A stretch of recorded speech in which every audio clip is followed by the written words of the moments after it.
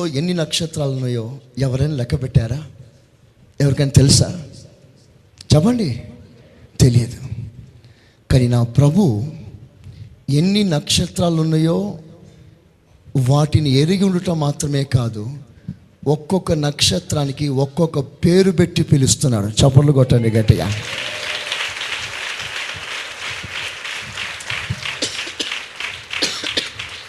కొన్నిసార్లు కొంతమంది నాకు ఫోన్ చేస్తారు, నేను మీ విశ్వాసినే, నా పేరు అబ్రహాం, నా పేరు జాకోబ్ అంటారు. జాకోబ్ ఎవరు బ్రదర్ మీరు? నేనండి తిలక్ నగర్ నుంచి వస్తున్నాను కదా, 3 సంవత్సరాల నుంచి వస్తున్నాను కదా అంటారు. నాకేం చేయాలో అర్థం కాదు. ఓహో మీరా అంటాను. ఉట్టిదే, నాకు తెలియదు బ్రదర్ అంటే మనం అనుకుంటాడేమో. మీరా? బాగున్నారా సిస్టర్, బాగున్నారా అంటాను. మీ పేర్లన్నీ మర్చిపోతాను. నేను ఒక మనిషినే. చాలాసార్లు చాలామంది కలిసి పాస్టర్ గారు బాగున్నారంటే మీరు ఎవరండి అని అడుగుతాను. నేను మీ విశ్వాసినండి, 5 సంవత్సరాల నుంచి వస్తున్నానండి అంటారు వాళ్ళు. నాకు షాక్ అయిపోతుంది. నా ప్రభు మన పేర్లన్నీ ఆయనకు నోటెడ్. ఆమేన్, ఆమేన్. ఒకవేళ మనం మర్చిపోవచ్చు, కానీ ఆయన చేతుల్లో చెక్కుకున్నాడు మన పేరు. మీ పేర్లు మేకులతో దిగబడింది. ఆమేన్. ఇక అది బయటికి ఎవ్వరు తీయలేరు. మన పేరు స్థిరంగా ఆయన సన్నిధిలో ఉంది. ఆయన ఎప్పుడు మనల్ని గుర్తు పెట్టుకుంటాడు. అది మాత్రం మీరు మర్చిపోకండి. ఎప్పుడైతే నీవు చెట్టు కింద ఉన్నప్పుడే నేను చూసేశాను అన్నాడు, వెంటనే నతానీయులు ఏమన్నాడో తెలుసా? బోధకుడా. ఆమేన్, హల్లెలూయా. నీవు నిజంగా బోధకుడివి. నీ బోధకుడు మరుగుగా ఉండాడు, నీకు ప్రత్యక్షంగా ఉంటాడు. ఆయన అంటాడు, ప్రత్యక్షంగా ఉన్న ఆ బోధకుడు అంటాడు, నీకేమి కావాలో, నీ విషయాలు ఏమిటో, నీ బయోడేటా ఏంటో అన్నీ నాకు తెలుసు అంటున్నాడు. స్తోత్రం చెప్పండి గట్టిగా, చెప్పండి గట్టిగా, హల్లెలూయా. ఒకసారి యేసు ప్రభు స్నేహితుడు, యేసు ప్రభు బాగా ప్రేమించిన ఒక స్నేహితుడు రోగి అయి ఉన్నాడు. వెంటనే మరియా మార్త కబురు పెట్టారు, అయ్యా మీ ఫ్రెండ్, మీరు ఎక్కువగా ప్రేమించే నీ స్నేహితుడు రోగి అయి ఉన్నాడు, చావు పడకలో ఉన్నాడు, దయచేసి తొందరగా రండి అయ్యా, మీరు వచ్చి మా తమ్ముని బాగు చేయండి అయ్యా అని కబురు పెట్టారు. కానీ ప్రభుకి మీటింగ్స్ ఉన్నాయి అక్కడ. ఆ మీటింగ్స్ని క్యాన్సిల్ చేసుకోలేడు. ఆ మీటింగ్స్ అంతా నడిపించి 3 రోజుల తర్వాత వస్తున్నాడు. వచ్చినప్పుడు అప్పటికి అంతా అయిపోయింది,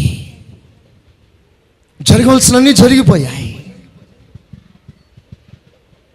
అప్పుడు ఓని ఏడుస్తున్నారు అక్క చెల్లెళ్ళు. అప్పుడే ప్రభు అక్కడికి వచ్చాడు. వచ్చిన వెంటనే కబురు పెడుతున్నాడు. ఏమన్నా తెలుసా? అక్క కబురు పెడుతుంది, బోధకుడు వచ్చాడు. ఆమేన్. బోధకుడు వచ్చాడు, నిన్ను కలువమంటున్నాడు ఆ బోధకుడు. మరియా పరిగెత్తుకుని వచ్చి కాళ్ళ మీద పడింది. బోధకుడా, నీవు ఇక్కడ ఉండి ఉంటే ఈ పరిస్థితి జరిగేది కాదయ్యా అని ఓ నేర్చింది. బోధకుడు అంటాడు, ఇప్పుడు మాత్రం జరిగింది ఏంటమ్మా? నీవు నమ్మిక మాత్రం ఉంచు. నీవు నమ్ముట నీ వలన అయితే నువ్వు దేవుని మహిమను చూస్తావు అని ప్రభు మాట్లాడాడు. అదో రకంగా ఆలోచిస్తున్నారు ప్రజలందరూ. బోధకుడు ఎక్కడికి వచ్చాడంటే, ఎక్కడ కన్నీరు, ఎక్కడ దుఃఖం, ఎక్కడ బాధ నిండి ఉందో ఆ స్థలానికి బోధకుడు వచ్చాడు. అంత మాత్రమే కాదు, ఇక అంతా అయిపోయింది, ఇక జరిగేది ఏమీ లేదు, everything is closed, everything is finished, అన్ని చేయి దాటిపోయింది అనుకున్న స్థలంలోకి వచ్చి ఒక నూతనమైన కార్యం చేయుటకు శక్తి కలిగిన వాడే మన బోధకుడు. చెప్పండి గట్టిగా, ఆమేన్. నీ బోధకుడు నీకు మరుగుగా ఉండడు. వినండి, మీరు మీ కుటుంబాల్లో అంతా అయిపోయింది అనుకుంటున్నారే, ఇక వాడిని బాగు చేయడం ఎవరి వల్ల కాదయ్యా అంటున్నారే, అలాంటి స్థలాల్లో బోధకుడు వస్తాడు. ఆమేన్, ఆమేన్. మీరు చేయవలసినంత ఏమిటంటే, మీరు మనసారా ఆయనను ప్రేమించండి, పూర్ణ హృదయంతో ఆయనను ప్రేమించండి. ఆయన తప్పకుండా ఎక్కడ అసాధ్యమో అని ప్రజలందరూ ముద్ర వేశారో అక్కడే సుస్వాధ్యము అని ప్రారంభిస్తాడు. ఆయన కార్యం చేస్తాడు అక్కడ. వెంటనే వాళ్ళు ప్రభువు మీద పట్టుకొని ఏడుస్తున్నారు, కానీ సనగలేదు. ఒకవేళ మనమే ఉండి ఉంటే ఏమని ఉండేవాళ్ళం? మొన్నటి రోజున అమ్మ ప్రభు సన్నిధికి వెళ్ళింది. అమ్మ చాలా రోజుల నుంచి నన్ను చూడాలి, నాతో మాట్లాడాలి అంటా ఉంది. దేవుడు నాకు ఒక్కరోజు కూడా టైం ఇవ్వలేదు అమ్మతో మాట్లాడటానికి. ఎన్నో రోజుల నుంచి అంటా ఉంది, పిలువు సురేష్ని పిలువు, సురేష్తో మాట్లాడాలి అంటుంది. నాకు సమయం దొరకలేదు. చివరి రోజు బాగా కలవరించింది, సృహలో ఉండి కలవరించింది. నేను ఆ సమయంలో రాలేకపోయినాను. సృహ పోయిన తర్వాత నేను వచ్చాను. వచ్చిన కొన్ని గంటలకి అమ్మ వెళ్ళిపోయింది. ఈరోజు నేను కూర్చొని ఆలోచిస్తూ ఉన్నాను, ఒకవేళ అదే ప్లేస్లో మా అమ్మకు బదులుగా ఎవరైనా ఒక విశ్వాసి ఉండి ఉంటే ప్రజలు నన్ను కూర్చొని ఎలా మాట్లాడి ఉండేవాళ్ళు? మా అమ్మ కాబట్టి సరిపోయింది. ఒక విశ్వాసి అయితే, ఈ పాస్టర్కి విశ్వాసం మీద పట్టింపు లేదని చెప్పరా? ఈ విశ్వాసి అంత వ్యాధిగ్రస్తురాలై పాస్టర్ని కలవరిస్తుంటే ఒక్క పూట రాలేడా, ఏం మీటింగ్లో అందుకంతా అని చెప్పరా? చెప్తారు. అది ఇక మీదట ఎవరు చెప్పకుండానట్లుగా ఒక కార్యం దేవుడు చేశారు. ఆమేనండి, ఆమేన్. ఓ ప్రక్కన నాకు దుఃఖమైంది, నిజమే. కానీ అలాంటి సందర్భాలు రావచ్చు. నేను ఎక్కడ ఊర్లు తిరగటానికి వెళ్ళట్లేదు. మనమందరం ఆ దేవుని పని చేయటానికే ఉన్నాం. పగలున్నంత వరకే మనం ఆయన పని చేస్తాం. పగలు దాటిందంటే ఎవ్వరు పని చేయరు. కనుక నేను పని చేయడానికి ఎక్కడికో వెళ్ళిపోతాను. అక్కడ మీకు దుఃఖము బాధ ఆ సమయంలో కలవచ్చు. అప్పుడు నేను చూడాలి, నాతో మాట్లాడాలని మీకు మనసు రావచ్చు. అలాంటి సమయంలో నేను మీకు దొరకకపోవచ్చు, అందుబాటులో ఉండకపోవచ్చు. అలాంటి సమయాల్లో మీ బోధకుడు మీ దగ్గర ఉన్నాడు. ఆమేన్. హల్లెలూయా, హల్లెలూయా, హల్లెలూయా. ఆ బోధకుడు అసాధ్యాన్ని సాధ్యంగా చేయగలిగిన వాడు. బోధకుడు ఎవరు అంటే తన యొద్ద చేర్చుకునేవాడు. ఒకసారి యోహాన్ యేసు ప్రభువుని గురించి సాక్ష్యం ఇస్తున్నాడు. ఇదిగో దేవుని గొర్రెపిల్ల, లోక పాపంలో మోయించిన దేవుని గొర్రెపిల్ల, ఇతడే అని సాక్ష్యం ఇస్తుంటే యోహాన్ శిష్యుల్లో ఇద్దరు విన్నారు ఆ విషయాన్ని. ఆ మాటను విని నెమ్మదిగా యేసు ప్రభుని వెంబడించడం ప్రారంభించారు. వెంబడిస్తూ ఉంటే సడన్లో యేసు ప్రభు తిరిగి ఏమని అడగాలంటే, మీరు ఎవరిని వెతుకుతున్నారు అని అడగాలి. కానీ ప్రభు అలా అడగలేదు, మీరు ఏమి వెతుకుతున్నారు అని అడిగాడు ప్రభు. అందుకు వాళ్ళు అన్నారు, రబ్బీ, బోధకుడా, నీ ఇల్లు ఎక్కడా, మీ రెసిడెన్స్ ఎక్కడా, మీరు ఎక్కడ ఉంటారు, మీ ఇల్లు చూడాలని ఆశగా ఉంది అన్నారు. అందుకు ప్రభు అభ్యంతరపరచక, కమ్ అండ్ సీ, వచ్చి చూడండి అని చెప్పి వారిని తన నివాసంలోకి తీసుకెళ్ళాడు. అక్కడ ఆ దినమంతా వారిని ఆ ఇంట్లో ఉంచుకొని విస్తారమైన విషయాలు మాట్లాడాడు. స్తోత్రం చెప్పండి, చెప్పండి గట్టిగా. నీ బోధకుడు నీకు మరుగవుట మాత్రమే కాదు, కనబడుట మాత్రమే కాదు, ఆ బోధకుడు తన నివాసాన్ని కూడా నీకు చూపిస్తాడు. మీరు అడగండి ఆ బోధకుడిని, బోధకుడా నువ్వు ఎక్కడ ఉంటావు? What is your address? నీ కేర్ ఆఫ్ అడ్రస్ ఎక్కడ?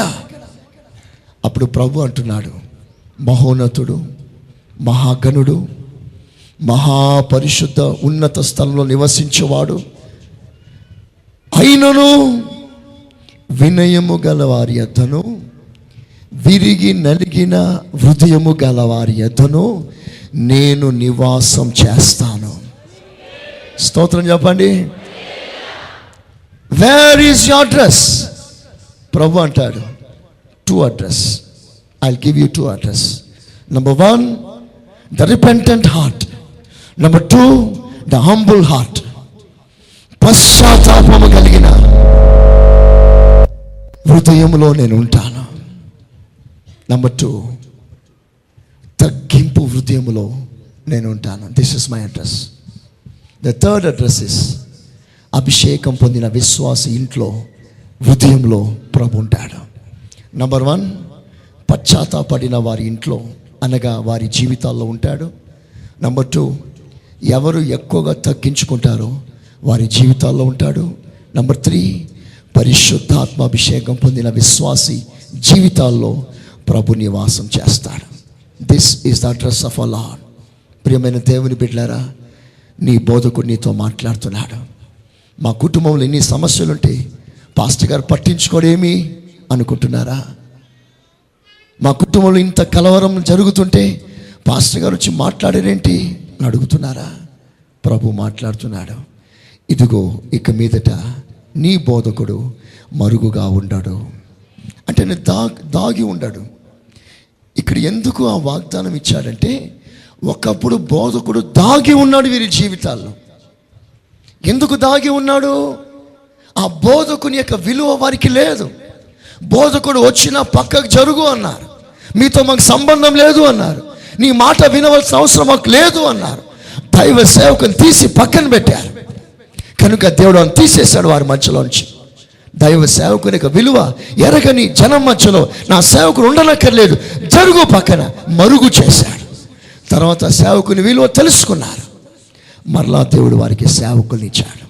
ఆమేన్, ఆమేన్. దేవుడు మన జీవితాల్లో మన బోధకుడైన యేసుక్రీస్తుని ఎవరు నిర్లక్ష్యం చేయక, ఆయన సహవాసంకి ఎవరు దూరం కాక, ఆయనతో సన్నిహితమైన సహవాసం కలిగి ఆయనను కనులారా చూసే భాగ్యాన్ని సంపాదించుకుందాం. మీ కుటుంబాలకి, మీ సమస్యలకి, మీ వ్యక్తిగత జీవితాలకి ఇక మీదట నీ బోధకుడు నీకు మరుగుగా ఉండడు. ఆమేన్, ఆమేన్. మన కన్నులు మన బోధకుని చూచునుగాక. ఆమేన్, ఆమేన్, ఆమేన్. ప్రభు మన కళ్ళు తెరచునుగాక. ప్రభు మన చెవులు తెరచునుగాక. ప్రభు మన మనసు తెరచునుగాక. ప్రభు మన హృదయం తెరచునుగాక. ప్రభు మన గృహాలు తెరచునుగాక. ఆమేన్, ఆమేన్. అందరూ అలాగే మోకరించండి. అందరూ అలాగే మోకరించండి. ఒక్క మాట ప్రార్థన చేసుకున్నాం. అందరూ మోకరించి ఒక్కసారి మీ కుడి చేతులు పైకెత్తండి. ప్రభుతో చెప్పండి, ప్రభువా ఇంత